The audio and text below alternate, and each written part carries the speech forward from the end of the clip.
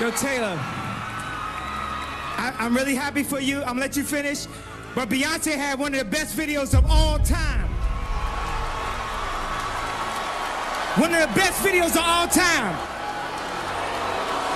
Are there any hard feelings towards him? I don't know him, and I've never met him, so... So were you a fan before? Yeah. It's Kanye West. Are you still a fan? I take it now. You know, I don't know him, and I don't want to start anything, because I had a great night tonight. It's hurtful, and it sucks. And they get very, very detailed to where it, like, rips your soul apart. But it's not real. It isn't. They don't know you. They don't know your life. They don't know the situation. You know, that's that. Do y'all remember the days when Taylor Swift, Kim Kardashian, and Kanye West had that catastrophic feud? Well, guess what? Our girl Selena Gomez just spilled the tea on that chaotic roller coaster, and she's not holding back. In a world where friendships can be as fickle as the latest TikTok trend, Selena's standing tall as the defender of the Swiftie realm. And she's not talking about a feud. She's given a backstage pass into the real talk about how tough it was for her BFF, T Swift. But before we get into it, make sure to give the video a thumbs up and subscribe so you never miss out on any new videos. It's free and helps us tremendously bring out new content for your enjoyment. For those of you who don't remember, 7 years ago, can you believe it? Kanye West dropped the bomb that was famous, featuring that eyebrow-raising lyric, "I feel like me and Taylor might still have sex. Why? Because I made that famous." Then came the plot twist. Taylor Swift's rep swiftly, pun intended, hit back, claiming Taylor was blissfully unaware of being called out in Ye's masterpiece. But hold on, here comes Kim Kardashian wielding the power of receipts. She insisted that Taylor and Kanye had this magical phone call pre-released where they supposedly hashed out the details. What ensued was a social media showdown of epic proportions. Kim, who was Mrs. West at that time, dropped video clips of the alleged call like it was the hottest mixtape of the year. Taylor, not one to be outdone, cried foul, accusing Kim of orchestrating a fully manufactured frame job with an illegally recorded phone call. Do you remember this one where she wrote, "Wait, it's legit National Snake Day? They have holidays for everybody. I mean everything these days." It was all super confusing. No one knew who was telling the truth. Now fast forward to today, and Selena Gomez is grabbing the mic, setting the record straight, and defending her girl Taylor against what she describes as a Hollywood-style setup. Can you believe the drama that unfolded in those 7 years? It's like the pop culture version of a soap opera, and we're all here for the plot twists and shady phone call reveals. So rewind to the aftermath of that epic feud in 2016, and Taylor Swift found herself in a storm of public scrutiny. Public opinion did a somersault, and our 12-time Grammy queen essentially went into stealth mode. She vanished, went MIA, disappeared from the radar. You get the idea. She went into hiding out in a foreign country, avoiding phone calls like they were spicy hot takes. She practically became a hermit, not leaving her rental house for a whole year. Trust issues? Yeah, you bet. She was burned, bruised, and not ready for any more of the Hollywood drama. Fast forward to 2017, and guess who emerges from the shadows? Our girl, T Swift, with an album aptly named Reputation.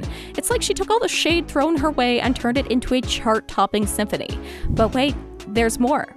In 2020, the unedited footage of that infamous phone call between Taylor and Kanye finally surfaced.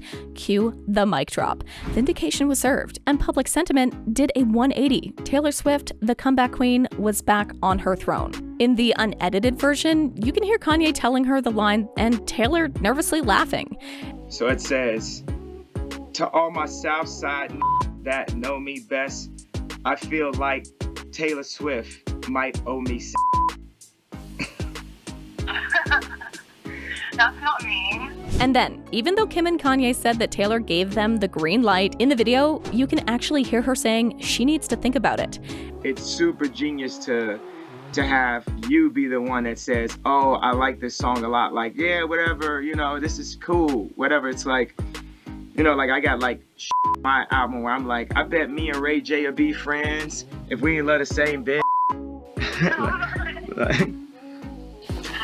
I mean, I need to think about it because I just need to, you hear something for the first time and you just need to think about it. Yeah. Because it is absolutely crazy. I'm glad it's not mean though. It doesn't feel mean. But oh my god, the build-up you gave it, I thought it was gonna be like that stupid dumb bitch. And then, because in 2021, the Kardashian-West empire crumbled, Kim and Kanye went their separate ways, adding yet another chapter to the saga. It's like the universe said, let Taylor have her moment, and she sure did. And you know what's frustrating is that the whole phone call issue wasn't the only time Kanye's targeted her. I mean, everyone remembers what happened at the VMAs, right? Kanye West was seen sauntering down the red carpet, cradling a bottle of Hennessy. He wasn't supposed to perform that night, but he was front and center, nominated and ready to make waves. Taylor Swift was up against Beyoncé for Best Video by a Female Artist. Beyoncé had that killer Single Ladies Put a Ring on It video, and everyone thought she'd scoop up Video of the Year. So Taylor wins Best Female Video, and she's on stage in her sparkly Cinderella getup, thanking everyone and their grandma. But then, out of the blue, Kanye West jumps up from his front row seat, swipes the mic from Taylor, and goes, Yo, Taylor, I'm really happy for you. I'm gonna let you finish. But Beyonce had one of the best videos of all time. Yeah, camera zoomed in on Beyonce, caught in a moment of pure shock, mouth hanging open like she just witnessed a UFO.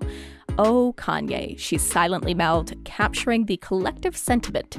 As the boos echoed through the crowd, Kanye, ever the showman, shrugged off the chaos. He handed the mic back to Taylor, who stood there like a deer caught in the headlights, lips pursed, body tense. The audience, total chaos. Some were booing Kanye, others were standing on their seats, giving Taylor a standing O. And just when things couldn't get any weirder, MTV swiftly cut to a pre-recorded segment with Eminem and Tracy Morgan. Now, in the midst of the backstage drama, Kanye, seemingly unfazed, returned to his seat during the commercial break.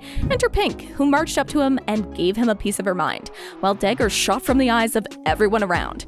MTV, not wanting any more fireworks, escorted Kanye out of the building. Shocked and probably a bit bewildered, he reportedly popped up later at the trendy Spotted Pig in NYC's West Village.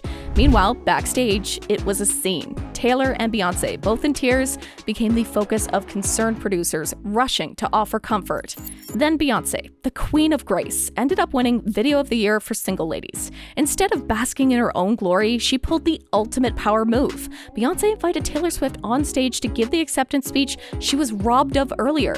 So I'd like for Taylor to come out and have her moment. Where are you?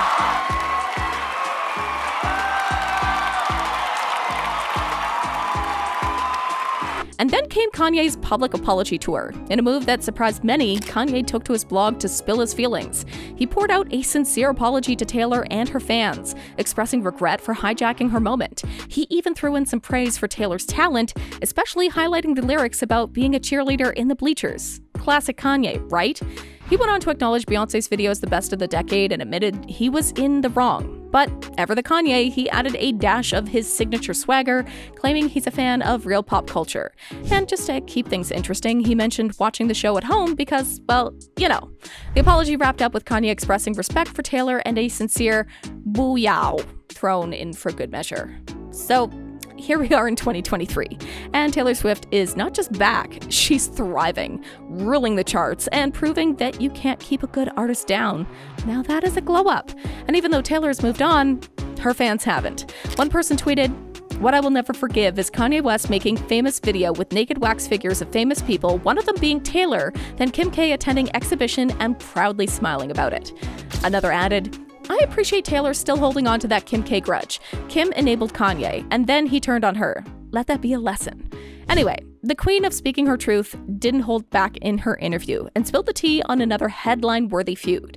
In her Time interview, Taylor Swift spilled the beans on how 2016 was basically a hot mess for her. She called the fallout from the messed up phone call getting canceled within an inch of my life insanity, and it seriously messed with her career plans. According to Swift, it was like a full-on setup. Someone secretly recorded the call, Kim Kardashian jazzed it up, and then boom, she's labeled a liar. This whole mess sent her into a psychological tailspin she'd never experienced. And after everything she's been through, this time Taylor doesn't care what they think of her. In her Time interview, Taylor didn't hold back on calling out Kim for what she sees as a psychological takedown during their ongoing feud. She hinted at their messy history, even throwing around the term trash to describe the situation. She said, and I quote, "Trash takes itself out every single time, but I've also learned there's no point in actively trying to quote unquote defeat your enemies. Trash takes itself out every single time." Fans loved what Taylor said. One person wrote, "Taylor Swift calling Kim and Kanye trash on Time magazine has been what I needed today. Mother said it best." Taylor's takeaway from the whole drama, she emphasized that her go-to reaction to anything, whether it's positive or negative, is to channel it into her art. For her, the key is to keep creating and making things, turning the highs and lows into fuel for her artistic endeavors. So, what do you think? Comment down below and let us know. If you like this video, click the subscribe button and hit the bell icon to be the first to see my next video. I post updates like this every week, where I uncover the secrets of your favorite celebrities.